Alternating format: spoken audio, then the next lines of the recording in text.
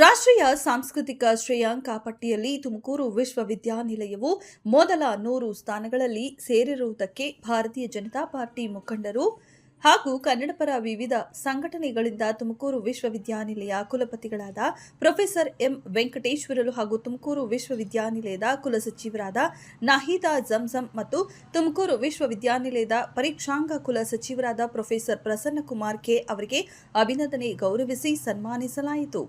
ಈ ಸಂದರ್ಭದಲ್ಲಿ ಮಾತನಾಡಿದ ಕುಲಪತಿಗಳು ಕಳೆದ 1 ವರ್ಷದಲ್ಲಿ ಸಂಶೋಧನಾ ಧನ ಸಹಾಯ ಸಂಸ್ಥೆಗಳಿಗೆ 80 ಸಂಶೋಧನಾ ಪ್ರಸ್ತಾವನೆಗಳನ್ನು ವಿವಿಧ ಭಾಗಗಳ ಪ್ರಾಧ್ಯಾಪಕರು ಸಲ್ಲಿಸಿದರು. ಅದರಲ್ಲಿ 22 ಸಂಶೋಧನಾ ಪ್ರಸ್ತಾವನೆಗಳಿಗೆ ಅನುಮೋದನೆ ದೊರೆತಿದ್ದು 1.5 ಕೋಟಿಯಷ್ಟು ಧನ ಸಹಾಯದ ಮಾನ್ಯತೆ ದೊರೆತಿರುವುದು ವಿವಿಯ ಸಂಶೋಧನಾ ಗುಣಮಟ್ಟಕ್ಕೆ ನಿದರ್ಶನವಾಗಿದೆ. ಸಂಶೋಧನಾಧಾರಿತ ಶಿಕ್ಷಣದಿಂದ ವಿವಿಯ ಗುಣಮಟ್ಟ ಎತ್ತರಕ್ಕೆ ಏರಿದೆ ಎಂದು ಈ ಸಂದರ್ಭದಲ್ಲಿ ಹೇಳಿದರು.